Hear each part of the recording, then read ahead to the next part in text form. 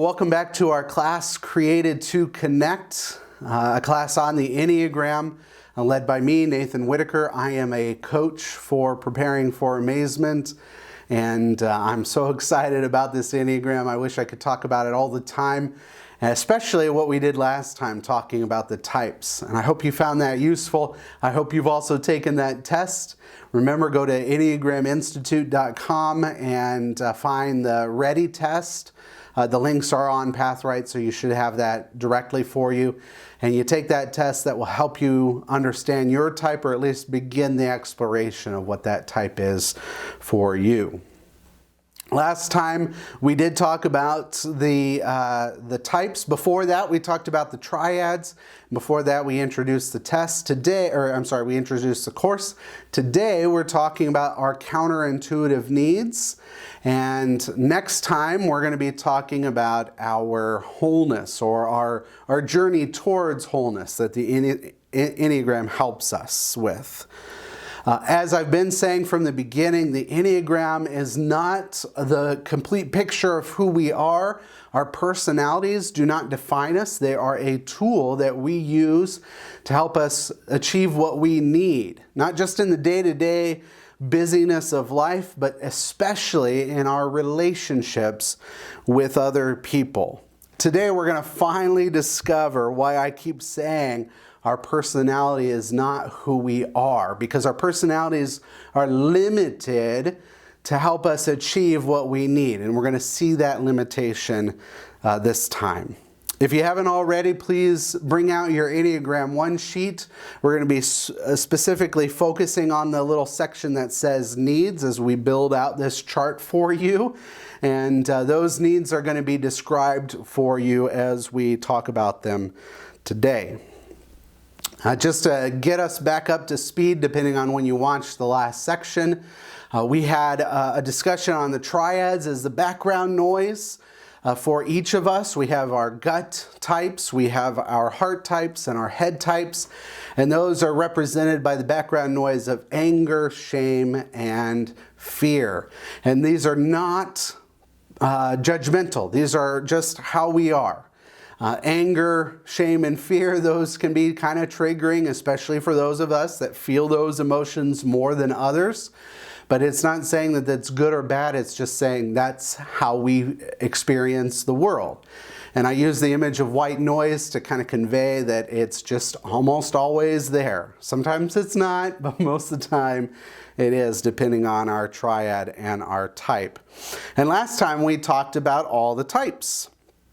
And there are 9 of them, and we celebrated the types. And what's great about the Enneagram is its ability to celebrate us at great depth. Even though the personality is quote-unquote just a tool, the Enneagram is one of the tools out there that help us see the greatness that is in our personalities. These types get us through our life. They touch on the core of who we are, and they help us navigate this tough and strange world, especially in our relationships with other people. But as I've been saying, we are limited by our personality. Our personality does not give us the fullness or the wholeness of what we need. And so today, this section, we're going to be talking about those limitations. We're going to explore what our personalities cannot do for us. Just as we celebrated this time, we're going to be looking at those limitations this time. And this is something that is going to be really hard for most of us. So this is where I really want to drill in.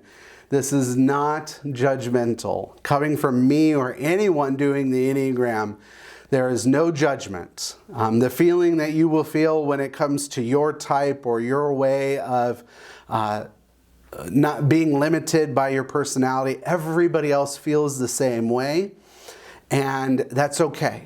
It's not to judge you. It's not to say that that's bad. It's just to point out what is true for each of us, that our personalities only get us so far. Next time, we're going to see how we can use our personalities to get us further than how we intuitively use them. But this time, we're going to discover how we are connected to other people. See, the personalities that we have, they convince us that we need certain things, but those things aren't at the core of who we are. They're just ways to kind of help us protect based off of our traumas, based off of our experiences. And we need to look outside of our personality. We need to look outside towards other people to do that. And so we're going to look at each one of these types. And it's going to be kind of brief, but it's also going to be, I think, very fulfilling to understand this. So what does an 8 need? We start with the gut triad as we always do. An 8 needs permission to explore inner tenderness. Now, all the 8s immediately know that these are counterintuitive needs, right? Because the personality of the 8 is to be strong and to protect oneself and to make sure that the tenderness is not exposed. But the need of an 8 is to have permission to explore and share that tenderness. And so in relationship with 8s, what we really need to focus on is how can we give them permission in our presence. So we have to learn. It's a hard journey to learn that in relationship, but we learn how we can celebrate with 8s their strength, but also allow them to be tender and soft and vulnerable, because they need that. And they need that not only from themselves, but they need that from other people. So the need of the 9 is for autonomy and confidence. They want to make sure that everybody is happy or at peace, and they're great at doing that. Yet their personality fools them into thinking that peace is complete. They believe that by having peace in their world that they are complete. But that's just not true. 9s need to lean into and be given autonomy, that they can do things on their own, that they are well suited to do things on their own, and that when they do those things on their own, that they do them well. And that's where the confidence comes in. And this is where the relationship really works out, right? So they need to be given that opportunity to be autonomous, because we kind of find ourselves into these rhythms. And when you're married to a 9 or you have a 9 in your family, it's just kind of natural to have the 9 work towards peace in a given situation.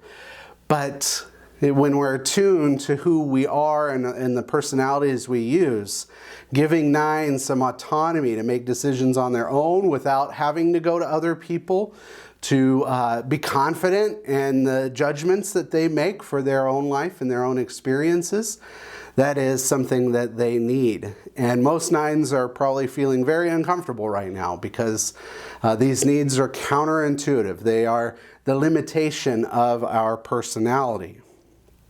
So 9s need autonomy and confidence. 1s, they need forgiveness and acceptance. They want to make sure the world, and primarily their lives, are good and right. And they work hard to make that true. Yet their personality fools them into thinking that that will complete them, that it's good, and that by doing so that they're worthy. But that's not the case. 1s need forgiveness from themselves primarily, but also from other people.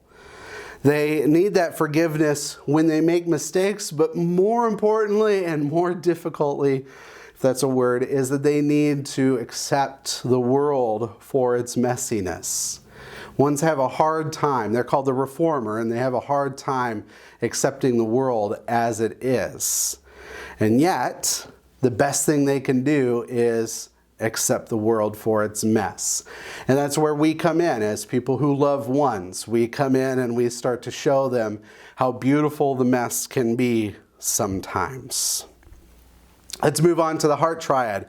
The heart triad, they want, starting with the 2s, they want to help other people and show that those people are loved. And the 2s are the most loving people in the Enneagram. And yet their personality fools them into thinking that sacrificing themselves is what earns love from other people. What they need more than anything else is to give themselves attention and to receive attention from other people. The spotlight is a perfect image for the twos. They don't like the spotlight on them, and yet it's exactly what they need. They need the spotlight on them.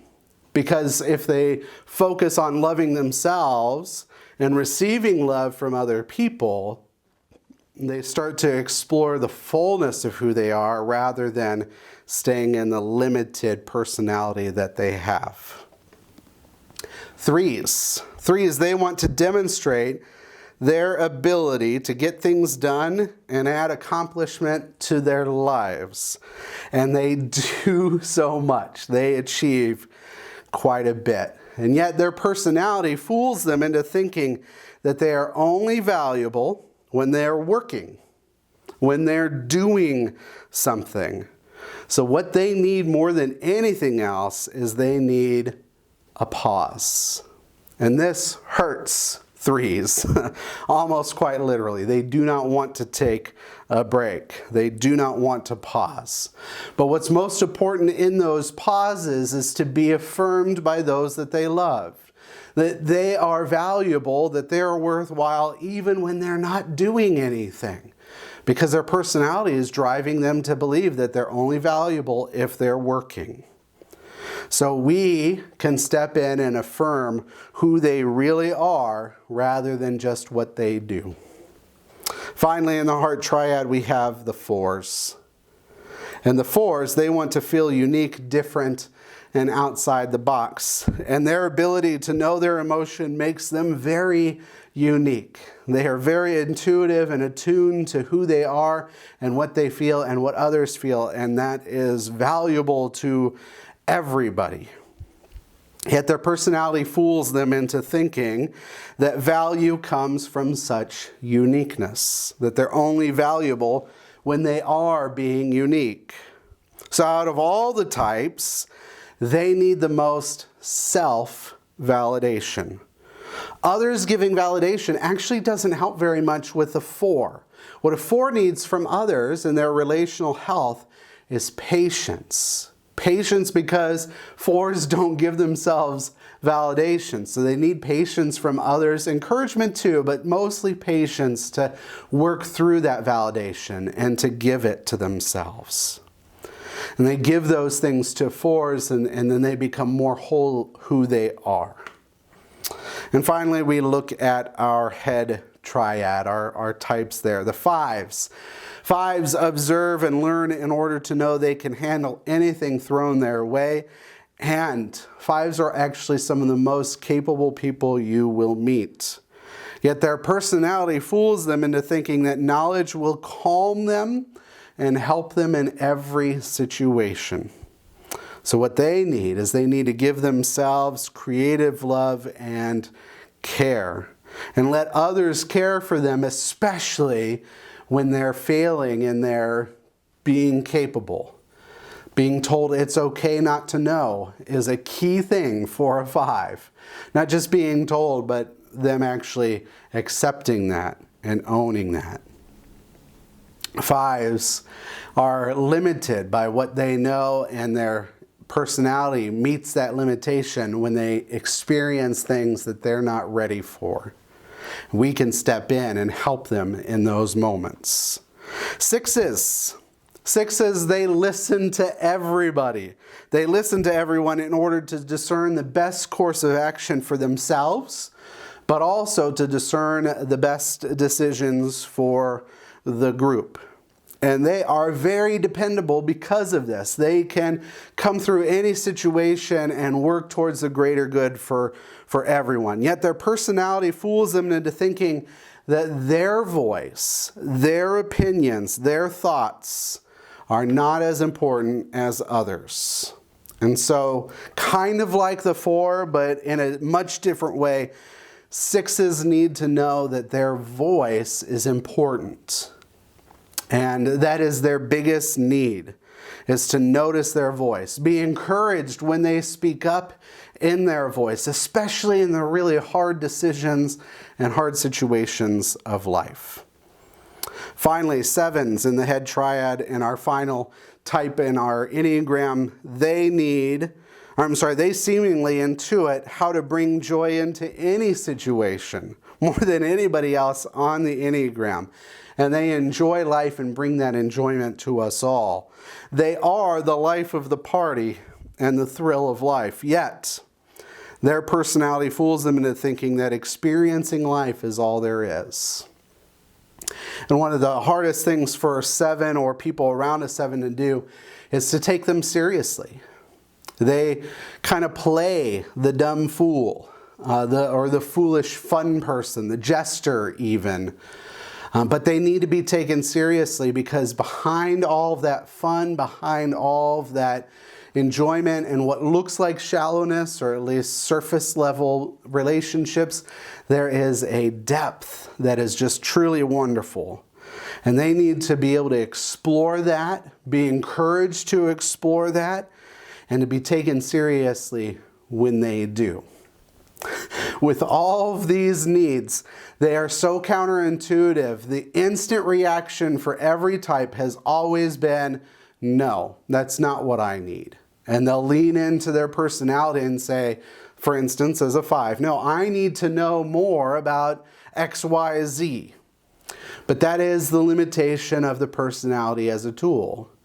I think the only way to experience this world, or at least the best way for me to experience the world, is to know more. And yet, what I really need is for people to care for me when I can't know things. And every type is the same. And that brings us to this relational health, this moment in the Enneagram where we realize that, yes, it's about discovering who we are, but also how we can be that for other people, and how other people can come into our lives and help us. And as we do that, we're going to discover next time what that wholeness can bring, or what that can bring as wholeness. And we can start to see how we fit our personality into a bigger picture, rather than just making sure everything fits into our Enneagram and our personality. So we'll see you next time.